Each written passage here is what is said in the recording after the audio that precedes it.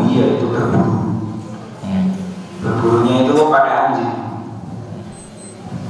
Tapi alhamdulillahnya si orangnya ini masih menjaga sholat, masih tohar. Saya lihat sendiri orangnya langsung, misalnya kalau setelah berburu pakai pakaian tertutup, kemudian setelah itu langsung cuci badan pakai tanah.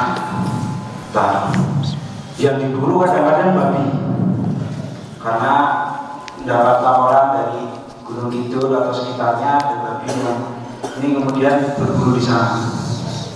Nah, babinya ini untuk makan anjingnya. Kalau dapat ikan dimakan, tapi kalau dapatnya babi itu buat makan anjingnya. Nah, ada kasus juga temannya ini yang jual dari babinya itu, mungkin untuk anjing yang lainnya atau dimakan juga. Itu pertanyaan yang pertama, apa hukumnya berburu yang seperti ini? Yang kedua, kadang-kadang dia berburu landak. Nah, apa hukum makan landak ini? Assalamualaikum warahmatullahi wabarakatuh. Baik, masalah berburu itu ada hukum pembahasannya dalam kitab fikih itu, bab namanya kitab Shayd, hukum berburu. Nah, tentang berburu menggunakan anjing itu sudah dari dulu, sejak zaman dulu orang-orang kalau berburu itu menggunakan anjing. Makanya di dalam hukum fikih itu dibahas tentang bagaimana buruan yang dimakan sama anjing itu ada. Maka ada istilah kalbul mu'allam wa kalbu ghairul mu'allam. Anjing yang terlatih dan anjing yang tidak terlatih. Para ulama menjadikan ini contoh untuk membedakan derajat keilmuannya. Jadi betapa mulianya ilmu, sampai anjing saja antara yang terlatih, yang sudah punya ilmu, dengan yang belum terlatih itu hukumnya beda. Pertama, apabila berburu dengan anjing yang belum terlatih, maka kondisi buruan ketika dibidik kena tapi belum langsung mati, biasanya anjingnya ngejar. Ketika anjingnya menggigit apapun bagian daripada hewan buruan tadi, kemudian dibawa dalam kondisi mati dan dia belum terlatih, maka hewan ini haram dimakan. Sedangkan yang terlatih tidak haram. Loh, yang beda kenapa? Disinilah ilmu itu berbeda antara anjing saja terlatih dengan yang tidak, membedakan kedudukan. Para ulama mengatakan kalau anjing itu sudah terlatih, maka ketika dia itu menerkam buruan tadi, dia menerkam untuk tuannya, bukan untuk menerkam untuk dirinya. Sedangkan yang belum terlatih, ketika dia menerkam bisa jadi menerkam untuk dirinya.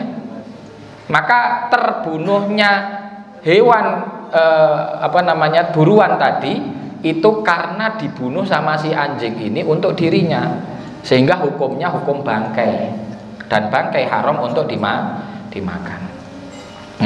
Jadi secara umum berburu dengan cara seperti itu menggunakan anjing itu hukumnya boleh, mubah. Ya, tentunya tetap menjaga diri agar tidak terkena najisnya anjing.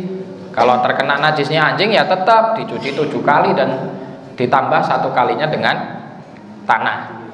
Itu sudah ma'ruf. Kemudian masalah berburu babi hutan. Ya, kalau bukan untuk dikonsumsi dirinya atau bukan untuk dijual, boleh-boleh saja. Apalagi kalau babi hutan itu mengganggu ladang, mengganggu tanaman, nah itu malahan lebih baik. Sedangkan yang temennya tadi jual, hukumnya haram.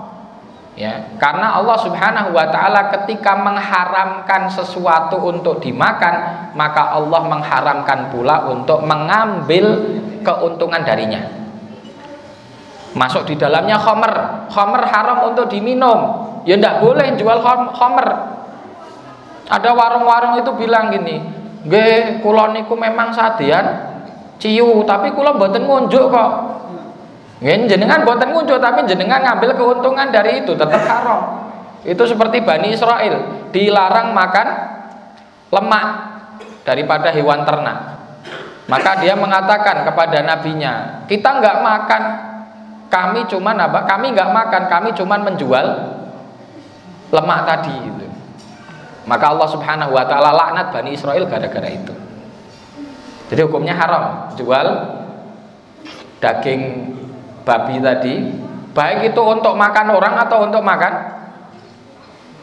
hewan seperti anjing atau yang lainnya. Pokoknya tetap haram karena asal dasar babi hutan ataupun babi itu adalah haram untuk dimakan.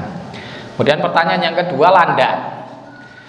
Secara nas tidak ada nas dalam hadis apalagi Al-Quran yang menyebutkan tentang hukum landak. Karena memang terkait dengan hewan halal haram, syariat itu cuma memberikan kaidah-kaidah. Contohnya gini, hewan apa yang haram dimakan? Hewan yang berkuku tajam, bertaring. Hewan kuku tajam, hewan yang bertaring. Hewan yang memiliki paruh kuat, contohnya. Hewan apa yang haram? Hewan yang menjijikkan, contohnya. Ya, itu masuk di dalam kaidah-kaidah umum larangan memakan hewan tertentu. Tapi tidak disebutkan hewan A halal, hewan B haram, hewan C haram, itu enggak. Nah, landak tidak ada. Maka disinilah terjadi khilaf antara kehalalan dan keharamannya. Yang menjadikan khilafnya di mana? Satu dari sisi durinya. Loh, ini landak ini kan berduri. Maka ada yang mengatakan dikiaskan dengan hewan yang bertaring atau hewan yang berkuku tajam. Karena ini intinya melukai. Terus yang kedua bisa dilihat dari sisi makanan. Makanannya landak napa, Pak? Kula mboten ngertos. Tumbuhan atau hewan lain? Tumbuhan. Nah, jadi makannya dia kan tumbuhan. Maka ini dijadikan alasan bagi yang menghalalkannya. Satu, bahwa makanannya landak ini adalah tumbuhan. Karena kalau hewan itu memakan hewan lain itu sudah jelas haram. Apa bahasanya? Karnivora, karnivora, memakan hewan lain itu jelas haram. Tapi ini kan nggak makan hewan lain, tapi makannya apa? Tumbuhan. Yang kedua, alasan yang menghalalkan landak ini durinya itu bukan untuk dia berburu atau bukan untuk dia itu menyerang mangsanya dan dimakan, tapi ini untuk melindungi diri. Kan itu modelnya durinya bukan terus miber toh, Pak. Miber no mboten itu. Mboten terus tus ngoten mboten kados panah nih.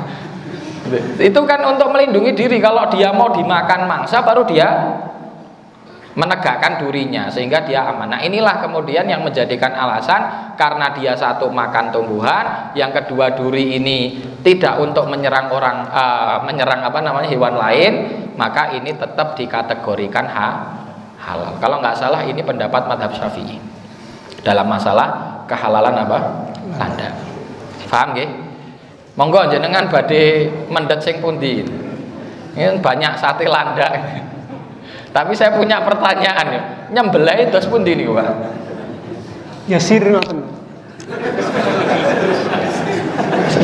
Nyembelih piye ya sir itu.